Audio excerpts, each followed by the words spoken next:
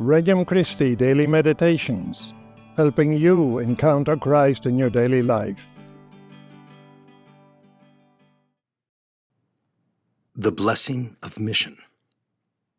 A meditation for the solemnity of the Nativity of St. John the Baptist. From the Gospel of Luke, chapter 1. When the time arrived for Elizabeth to have her child, she gave birth to a son. Her neighbors and relatives heard that the Lord had shown his great mercy toward her, and they rejoiced with her. When they came on the 8th day to circumcise the child, they were going to call him Zechariah after his father. But his mother said in reply, "No, he will be called John." But they answered her, "There is no one among your relatives who has this name." So they made signs, asking his father what he wished him to be called.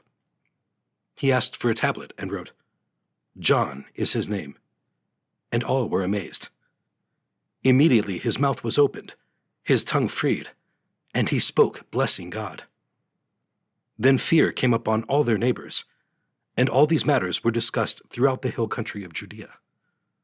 All who heard these things took them to heart, saying, "What then will this child be? For surely the hand of the Lord was with him." The child grew and became strong in spirit, and he was in the desert until the day of his manifestation to Israel. Opening prayer. Lord, I offer you this moment of prayer as an act of love for you. I lift up my heart with praise and thanksgiving for all the gifts you have given me, especially for the gift of faith and the hope of eternity with you. Lord, I believe that you provide me with all I need to grow closer to you and to live a life that honors you.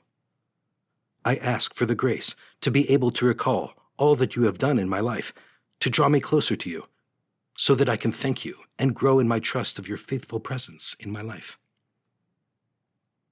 Encountering Christ. 1. What then will this child be?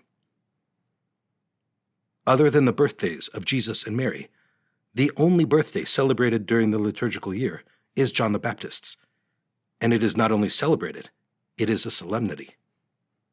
Jesus himself said, "I tell you, among those born of women, no one is greater than John." Yet, at this moment of his circumcision, the question was, what then will this child be? For surely the hand of the Lord was with him. In this case, the angel had told Zechariah that John had a particular mission. Zechariah and Elizabeth then had the task of helping John prepare for this God-given mission. In a sense, all parents and relatives wonder as they look at a new baby what the child will become. We have hopes and dreams for them.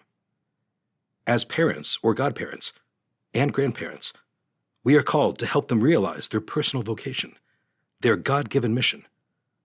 John Paul II, Christi Fidelis Laici, number 58, so that every child can one day become a saint. 2. Blessing God. Zechariah had been mute all the months of Elizabeth's pregnancy as a consequence of his disbelief in the angel's message, foretelling the pregnancy and John's mission. Here, when he affirmed that the child's name was to be John, he could speak, and he blessed God. These words of his blessing form a canticle called the Benedictus, which is prayed daily as part of morning prayer in the Liturgy of the Hours. Zechariah's words celebrate not only the birth of John, but the hope of Israel. They celebrate God's redemption and mercy, the fact that God fulfills his promises. He forgives us and saves us, and that we can be holy and righteous in his sight. 3. He grew and became strong in spirit. Just as Jesus had to advance in wisdom and age and favor, so too John had to grow and become strong in spirit. It should be no surprise, then, that our faith journey requires growth. One of the greatest aids to growth in our Christian life can be spiritual direction. The Lord loves each person individually and personally. In spiritual direction, the director helps an individual recognize and be attentive to God's communication, so that the directee can grow in intimacy with him and follow him more closely. The director accompanies and encourages the directee in their Christian walk. Conversing with Christ. Lord, there are so many ways to be complacent. I can forget that every good thing comes from your hand. I can forget that your love for me is personal. I can doubt that you will provide what I need. I can focus on my will and not yours. I can forget to spend time in praise, thanksgiving, and adoration. Lord, thank you for your love and forgiveness in the face of my weakness and self-centeredness. Help me grow in my generosity and desire to love with my whole heart, to love you in a way that orders my life. Resolution.